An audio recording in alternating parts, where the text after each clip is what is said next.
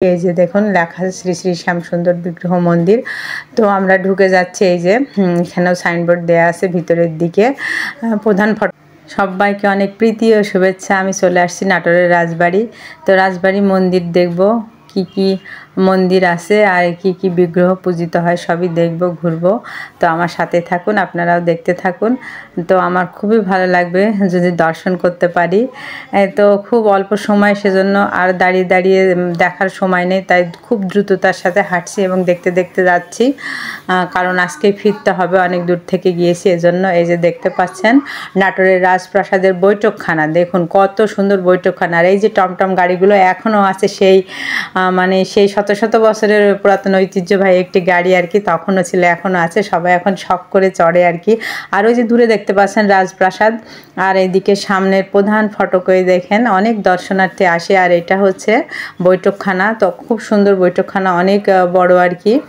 আর সব কিছু বড় বড়, অনেক অনেক জায়গা নিয়ে দূরে দূরে সব বিল্ডিং, এক একটা এক এক রকমভাবে তৈরি। এই যে দেখতে পাচ্ছেন এটা হচ্ছে মন্দির, আর এখানে আছে শ্রী শ্রী শ্যাম সুন্দর বিগ্রহ মন্দির।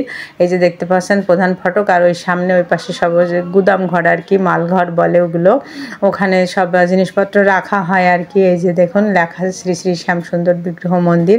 তো আমরা ঢুকে যাচ্ছি, এই যে এখানেও সাইনবোর্ড দেয়া আছে ভিতরের দিকে, প্রধান ফটক দিয়ে ঢুকে যাচ্ছি ভিতরের দিকে। তো দেখব মন্দির, দর্শন করব। এই যে দেখুন সামনে সব মন্দির সংলগ্ন এলাকা আর কি। এই পাশে যারা থাকেন, ভোগ লাগান, তারা এই পাশে থাকেন, রান্নার কাজ করেন এই পাশে।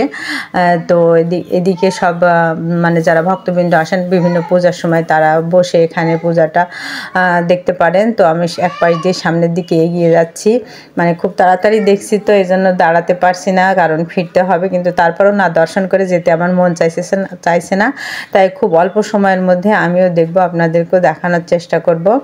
তো এই যে দেখুন শত শত বছরের সেই পুরাতন মন্দির, ঠিক সেরকম আগের মতোই আছে, কিন্তু অনেক সংরক্ষণ করা চলে, তাই আর কি এত সুন্দর আছে। দেখে খুবই ভালো লাগলো, মনে হচ্ছিল যে এখানে থেকে যাই, এত সুন্দর মন্দিরটি।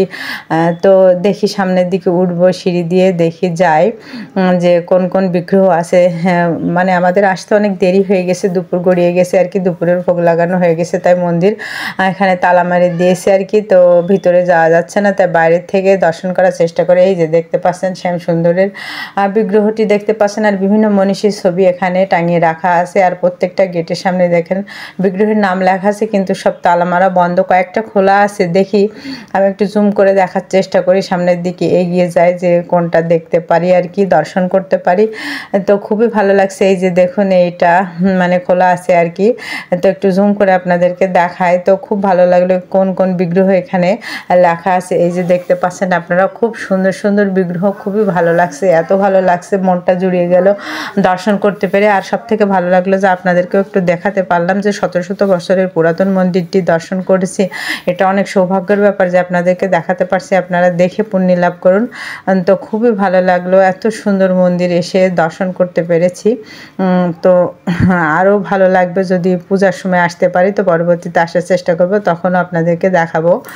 তো আজকে এই পর্যন্তই আর কি, দর্শন করতে পেলাম আর কি।